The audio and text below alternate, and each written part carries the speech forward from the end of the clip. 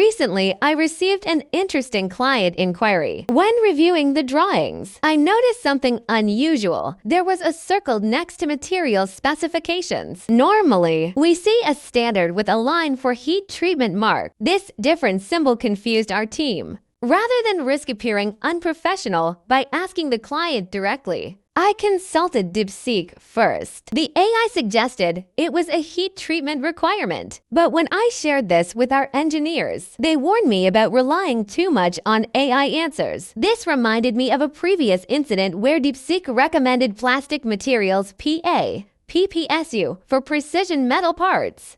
Completely inappropriate for maintaining dimensional stability in thin-walled components. I had to swallow my pride and ask the client. The circle simply marked a material revision, nothing to do with heat treatment at all. This experience taught me two things. I still has limitations in technical judgment. Human verification remains crucial in engineering communications. While AI tools like DeepSeek are helpful for initial research, we should always combine their suggestions with professional expertise, especially when dealing with critical specifications.